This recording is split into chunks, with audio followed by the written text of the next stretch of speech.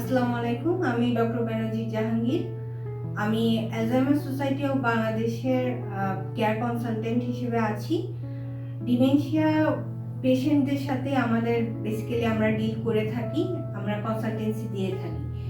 আমাদের বাংলাদেশে Alzheimer disease বা ডিমেনশিয়া রোগ সম্পর্কে অতটা সচেতনতা নাই। এজন্য দেখা যায় আমাদের আর্লি স্টেজে পেশেন্ট ডায়াগনোসিস হয় না। এজন্য আমরা অনেক ধরনের কষ্টে, বিশেষ করে কেয়ার গিভার হিসেবে বা একজন ফ্যামিলি মেম্বার হিসেবে সবচেয়ে বেশি কষ্টে ভোগে। এবং এই কষ্টটার মধ্যে একজন পেশেন্ট সবচেয়ে বেশি কষ্ট পায় এই অর্থে যে সে তার ব্যক্তিত্ব এবং আমরা যেটাকে বলি সেলফ ডিগনিটি এটা হারিয়ে ফেলে।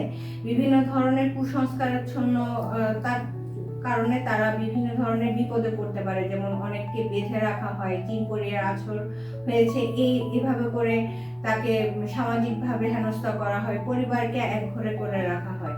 আমাদের বাংলাদেশে দরকার প্রথম দিকে আর্লি স্টেজে ডিমেনশিয়া এবং অ্যালজাইমার ডিজিজ এগুলো যাতে ডায়াগনোসিস হয়, যাতে একজন রোগী তার শেষ জীবনে অপমানিত না হন এবং তার শেষ জীবন যাতে সুনিশ্চিত হয়।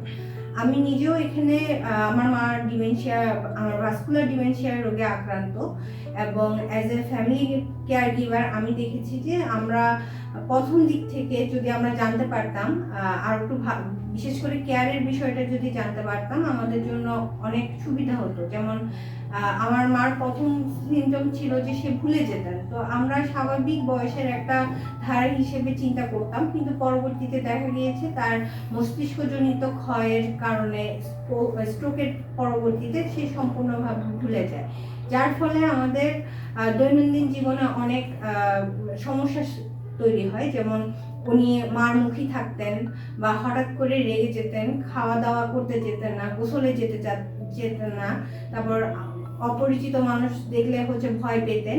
এভাবে বিভিন্ন ধরনের প্রতিদিনকার জীবনে আমাদের সমস্যা হতে থাকে। যেমন উনি খাবার খেতে পারতেন না, খাবার ঠিক টাইমে খাবার খেতে পারতেন না, হঠাৎ করে চলে যাওয়ার জন্য বা বিভ্রান্ত হয়ে যেতেন।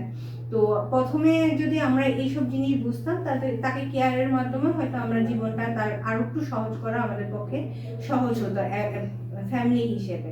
এবং আমাদের ডাক্তারি ভাষায় যেটা আমরা দেখি যে অ্যালজাইমার ডিজিজের এখনো পর্যন্ত সঠিক প্রোটোকল গাইডলাইন বলেন মেডিসিনের, এটা এখনো পর্যন্ত এস্টাবলিশড হয়নি। এখনো রিসার্চ হচ্ছে যে কিভাবে এই ডিমেনশিয়া বা অ্যালজাইমার ডিজিজকে আরো ভালোভাবে ট্রিটমেন্ট করা যায়। তবে আমি বলবো যে এই রোগের যেহেতু কিওর নাই, এটার কেয়ার আছে। আমরা যদি একটা পেশেন্টকে 60% কেয়ার এবং 40% ট্রিটমেন্টের মাধ্যমে হ্যান্ডেল করতে পারে, অবশ্যই সে তার বাকিটা জীবন খুব সুন্দরভাবে যাবে এবং সে পরিবারের বোঝা হবে না, কিংবা একটা পরিবারও একটা সমাজের বোঝা হবে না। ডিমেনশিয়া অর্থ এই নয় যে একটি মানুষ পাগল হয়ে গেছে। ডিমেনশিয়া অর্থ হচ্ছে সে তার প্রত্যেক দিনের কাজের যে কর্মক্ষমতা সেটি কিছুটা অংশে সে হারিয়ে ফেলেছে। তো এই সকল পেশেন্টের প্রতি আমাদের সহানুভূতিশীল হতে হবে, তাদেরকে যত্ন নিতে হবে, তাদের চিকিৎসার পাশাপাশি তাদের দৈনন্দিন জীবনটাকে যাতে সে সুন্দরভাবে সামনে এগিয়ে নিতে পারে সেটার জন্য আমাদের কাজ করে যেতে হবে। সবাইকে ধন্যবাদ।